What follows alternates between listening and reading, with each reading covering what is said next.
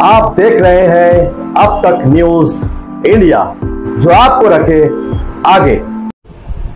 आइए दर्शकों, एक बार फिर आपका स्वागत है अब तक न्यूज पर। मैं जावेद शाह।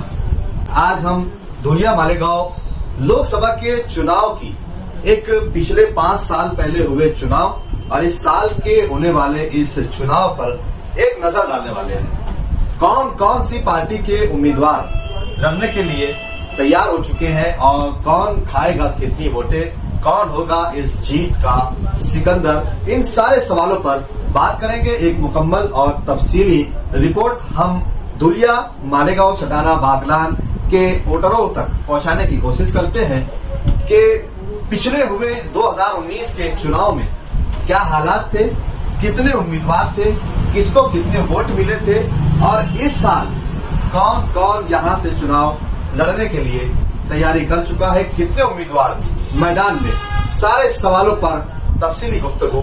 आइए शुरू करते हैं आज की इस लोकसभा चुनाव की तफसीली रिपोर्ट।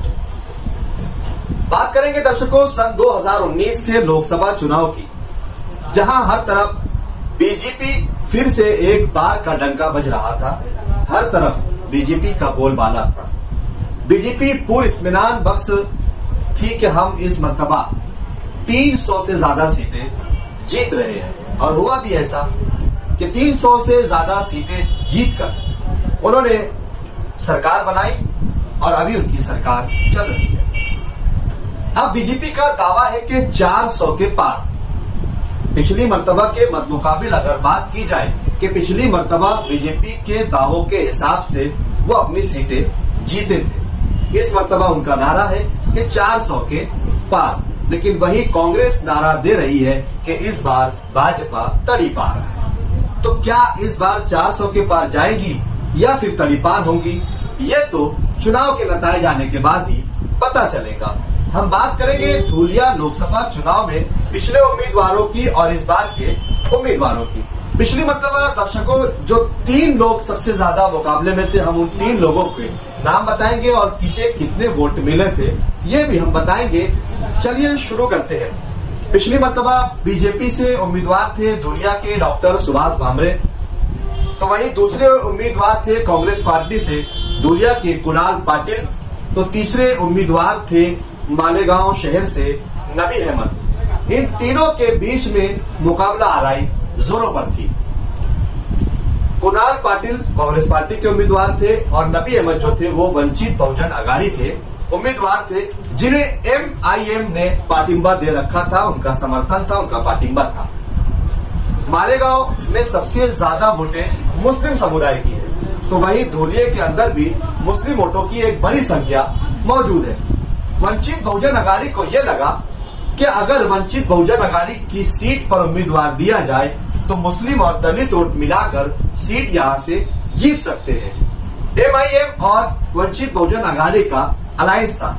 इन लोगों ने गठबंधन में चुनाव लड़ा, लेकिन किसको कितने वोट मिले हैं आप इस पर ध्यान लगाइए कि हम पिछली मर्तबा के वोट आपको क्यों दिखा रहे हैं, क्योंकि इस मर्तबा कुछ नए नाम सामने आ रहे हैं, इसलिए हमें पीछे माजी में जाने की जरूरत है। अगर हम माजी पर बात नहीं करेंगे तो इस बार के चुनाव पर हमको अंदाजा नहीं हो सकता है कि माजी और इस वक्त के हाल में क्या फर्क और क्या डिफरेंस हम देख पाएंगे। अगर आप राजनीति पर अपनी बारीक बीनी नजर रखते हैं तो ये सारी बातें आपको ध्यान से सुननी होंगी। सबसे पहले जीते हुए उम्मीदवार को कितनी वोट मिली थी हम आपको ये दिखाएंगे कि धुलिया लोकसभा से भाजपा के उम्मीदवार डॉक्टर सुभाष भामरे को मिले थे कुल 6,13,533 वोट।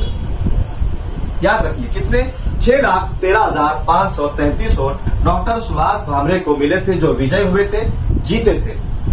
मालेगांव मध्य जो मुस्लिम कम्युनिटी है वहां से कितने वोट उन्हें मिले थे, तो मालेगांव मध्य से सेंटर से डॉक्टर सुभाष भामरे को मिले थे 8,500 वोट।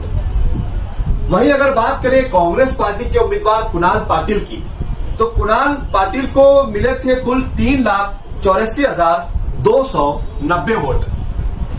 पूरे लोकसभा में 3,84,290 वोट, यानी कि 50।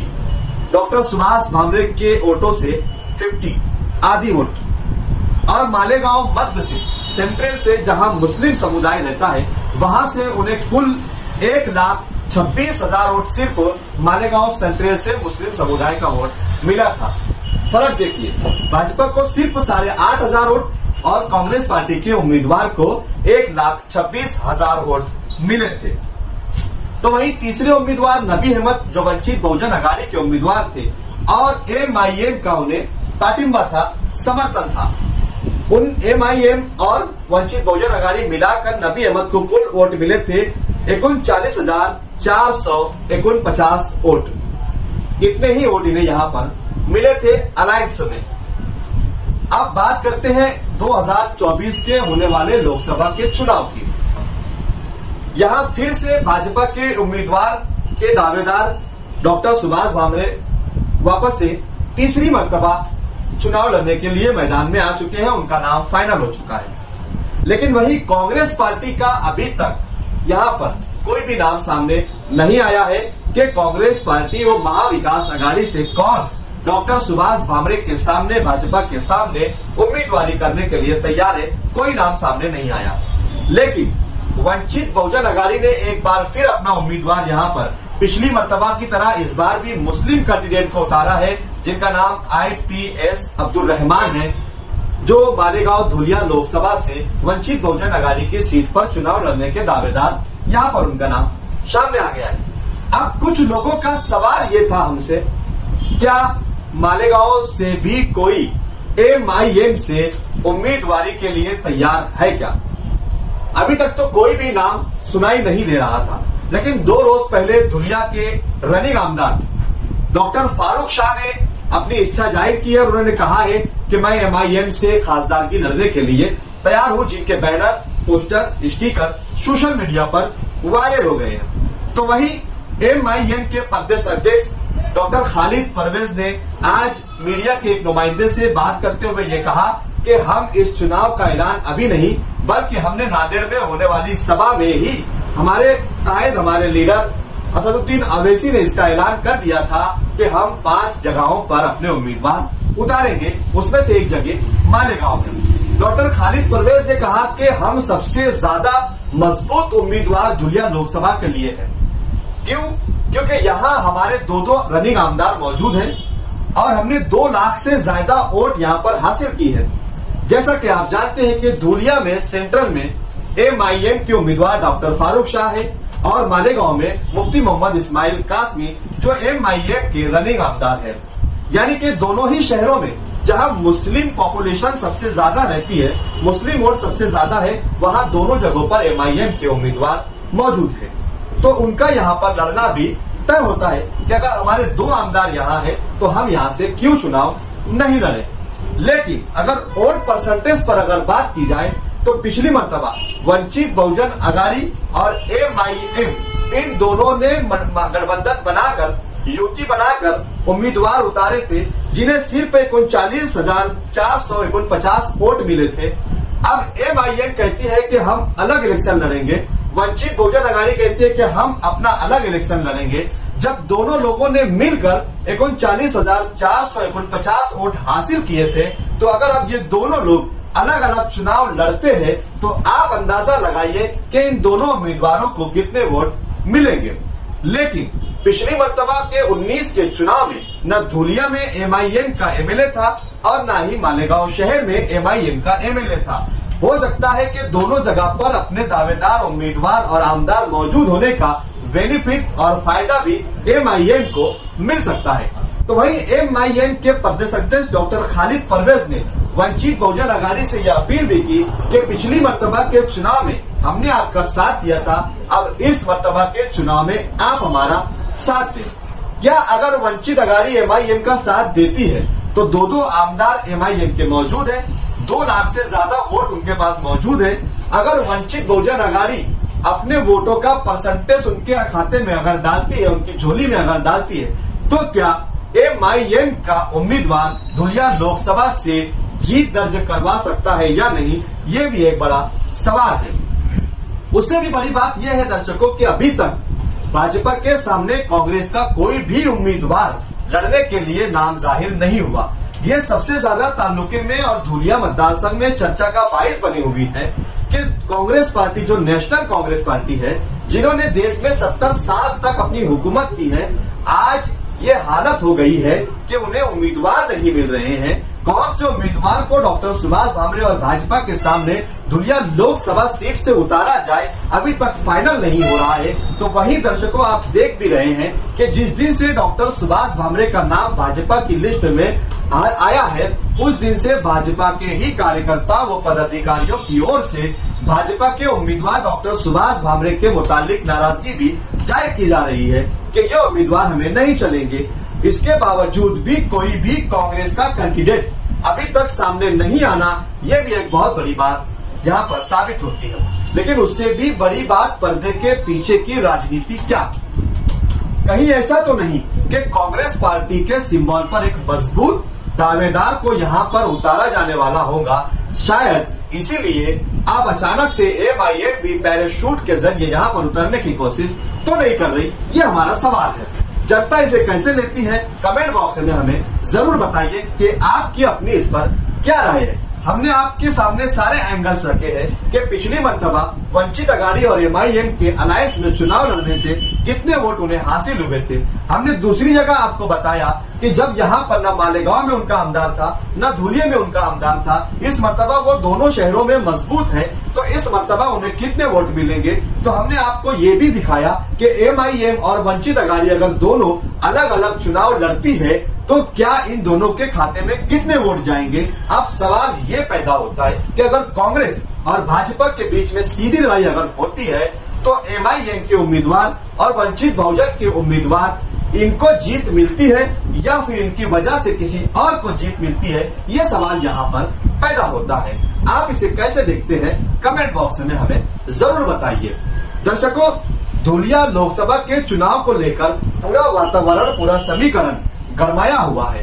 कई लोग चाहते हैं कि इस मर्तबा परिवर्तन होना चाहिए, डॉक्टर सुभाष भामरे को इस मर्तबा जीत नहीं मिलना चाहिए, इस मर्तबा कांग्रेस की सीट या दूसरी सीट यहाँ पर चुन कर आनी चाहिए। अब इसमें क्या निकलकर सामने आने वाला है, ये तो नतायज के बाद ही पता चलेगा।